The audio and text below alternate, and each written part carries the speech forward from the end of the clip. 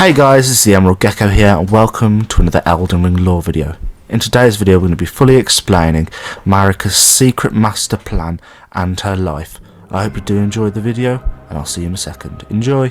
The Eternal Queen, aka Queen Marika, is at the centre of everything in Elden Ring. She sits quietly in the background, diligently waiting as she plans eons in advance.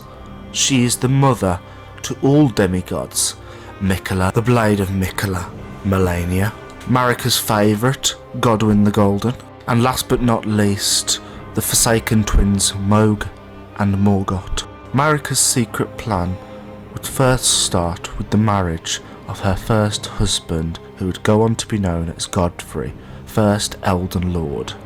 When they became husband and wife, Godfrey took Serosh upon his back to help soothe his rage and bloodlust. They supposedly lived a very happy life, having 3 children, Mohg, Morgoth and Godwyn the Goldern. And as the war with the fire giants came to its end, the golden hue that accompanied Godfrey's eyes dimmed and was extinguished. Nobody really knew why, but, well, except Marika, for this was all part of her plan. Horaloo's, aka Godfrey's remembrance, states, "Remembrance of the warrior Horaloo, hewn into the Erd tree. The power of its namesake can be unlocked by the finger reader. Alternatively, it can be used to gain a great bounty of runes." When Godfrey, the first Elden Lord, was robbed of his grace, becoming tarnished, he took with him his kinfolk and left the lands between. After the long march of the tarnished came to an end, Godfrey divested himself of kingship, becoming a simple warrior once more, aka Horaloo. We learn many things from this item description. One of these things is that we have proof and confirmation that Godfrey did not lose his grace, it was robbed from him. Who? It doesn't state, but it's my theory that this was Marika's doing. Even more proof for this is in the second discovery of the item description, and the key word is tarnished. Tarnished are the kinfolk of Godfrey. Now let's say Marika took away Godfrey's grace and told him to cross the sea and across the fog that separates the lands between. She probably told him that in a few eons' time that he'd return for the title of Elden Lord. This would be true, as Godfrey would fight again for the title of Elden Lord. It's not entirely true, for what she was probably more aiming for was the group of tarnished that accompanied him, because those tarnished would bear the protagonist that we play. And perhaps she knew this. Perhaps she set Godfrey there as an obstacle, as a goal, as a test to see if we were ready to become her Elden Lord. A reason why she probably did this, well, the one that I can think of, would probably be because she wanted a strong spouse, so this strong spouse could help her produce strong heirs, which would then carry on the Golden Order and be able to bring it back to its former glory. That was lost due to, in probably Marika's opinion, her children. You see, here's the kicker. I don't think she did this by herself. I think she had help, particularly from a certain finger reader in the roundtable hold.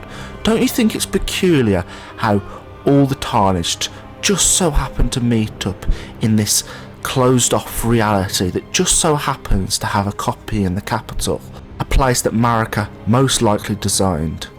Ania, the finger reader at the roundtable hold, is very, very eager to help you and agrees with you to commit a cardinal sin when you burn the Erd tree. This was a bit suspicious, but I didn't think much of it. But knowing the lore we have talked about today, I think Ania helped set the roundtable hold up and is part of this conspiracy by Marika.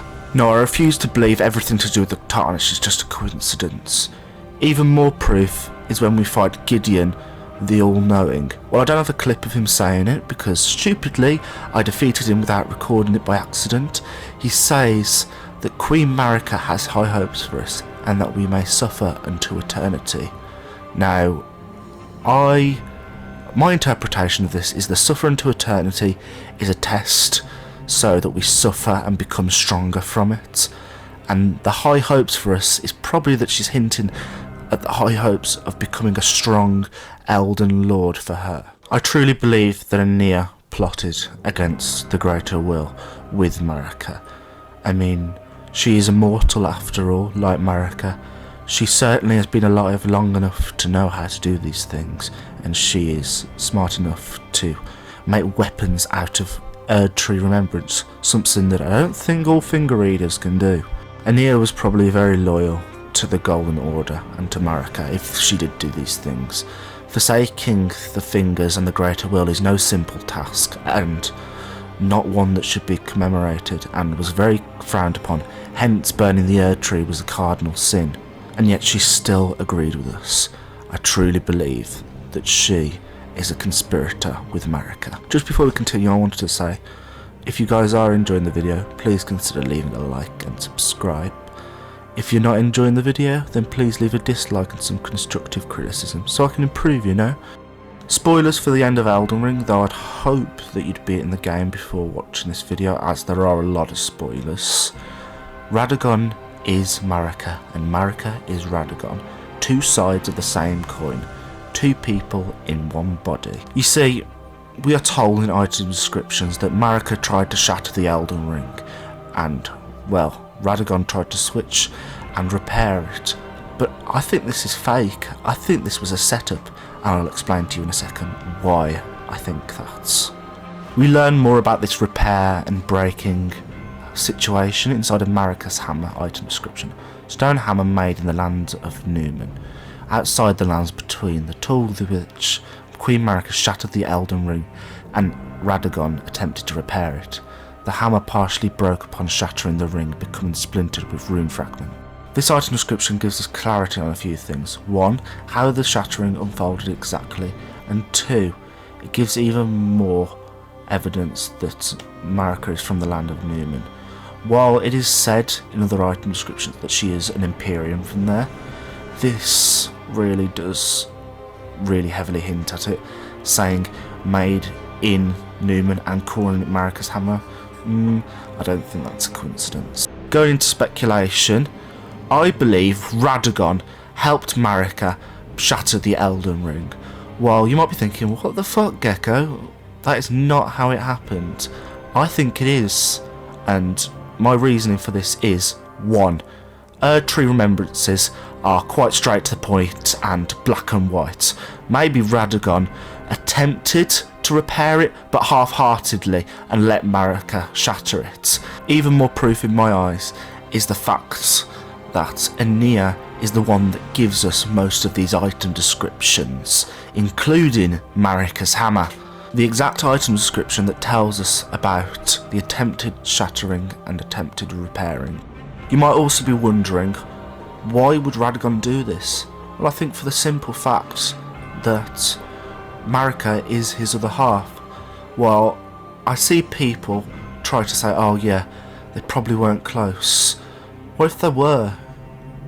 I know that I would do anything for my family, and that a lot of people probably would. In the essence, Radagon is family, which is a bit weird considering they had kids, but they're still family nonetheless. So I wouldn't be surprised if Radagon stuck his neck out and helped Marika with this plan and saved her. For this was a foolish plan, but what was more important, making a fool's error, or, you know, helping your family? Sadly everyone, that is the end of the video. I truly hope you have enjoyed it. This has honestly been one and maybe my favourite video to make. I have truly loved finding the lore for this video. Thank you all for allowing me to make this, and thank you all for being awesome. Hopefully I'll see you guys in the next one. If you have enjoyed the video, please consider leaving a like and subscribe. You don't have to, of course, but it would be appreciated. And a dislike and constructive criticism is just as appreciated. I hope to see you guys in the next one, May you all find your worth in the waking world. Bye everyone.